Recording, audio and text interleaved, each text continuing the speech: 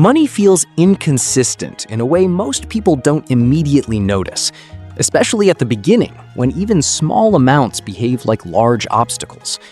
When someone first tries to save their initial $100, the experience often feels heavier than expected. Not because the number itself is significant in an economic sense, but because of what that moment represents in a psychological system that hasn't yet adapted to holding on to money instead of spending it. At this stage, every expense is competing directly against immediate needs, habits, and identity-based spending patterns that were formed long before saving ever became a goal. What makes the first $100 feel unusually difficult is not the mathematics of income and expenses, but the structure of attention. When financial resources are limited, the mind assigns heightened importance to short-term survival decisions. A small cost is not processed as one transaction among many, but as a meaningful trade-off against something else that feels equally necessary. This creates a situation where saving is not experienced as accumulation, but as repeated self-denial. Each decision to keep money instead of spending it requires cognitive effort, and that effort makes the process feel disproportionately slow and emotionally demanding. At the same time, there is no established feedback loop yet.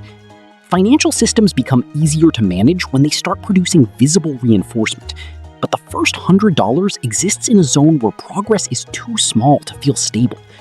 The balance increases, then drops due to normal life expenses, then increases again, creating a pattern that feels unpredictable. This instability reinforces the perception that saving is fragile, even when the underlying math is neutral. The mind is sensitive to volatility, so early financial progress often feels more like balancing than building.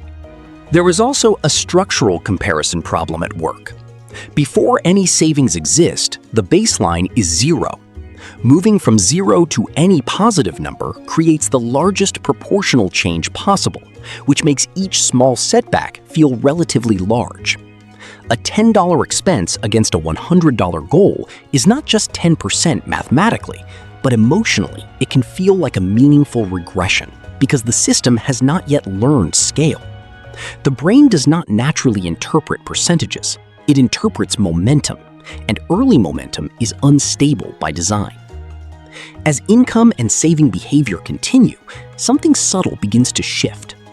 Once the first consistent buffer forms, even a small one, the system starts to behave differently. The same $10 expense no longer feels like a disruption to survival-level balance, but like a minor fluctuation inside a growing structure. This change is not caused by the amount itself, but by the presence of a buffer that reduces sensitivity to every transaction.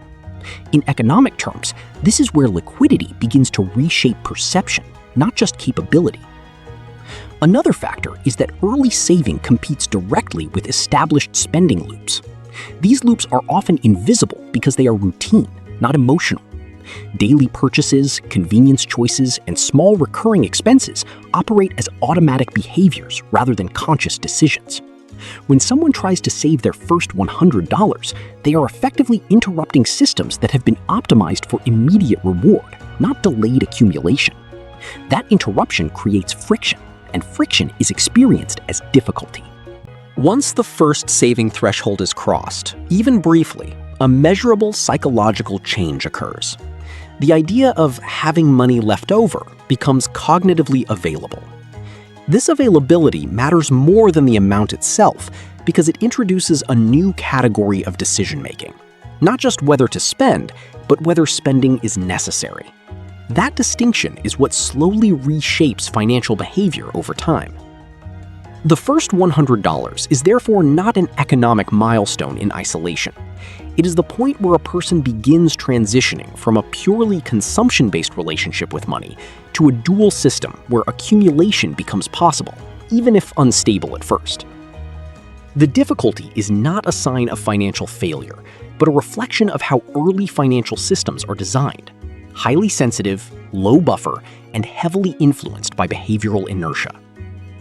Over time, as consistency builds, the same mechanism that made the first $100 difficult becomes less dominant. Not because discipline increases suddenly, but because the system itself becomes less fragile. And in that shift, saving stops feeling like constant resistance and starts becoming a quieter background process within a more stable financial structure. Money no longer reacts sharply to every small change, and financial decisions become clearer and less emotionally charged. Old spending loops fade into background behavior, while new patterns begin to stabilize. The system becomes less reactive and more structured. Progress becomes easier to maintain without constant mental effort, and financial volatility no longer defines daily decisions. Only stability remains as the foundation of a more controlled and intentional financial system.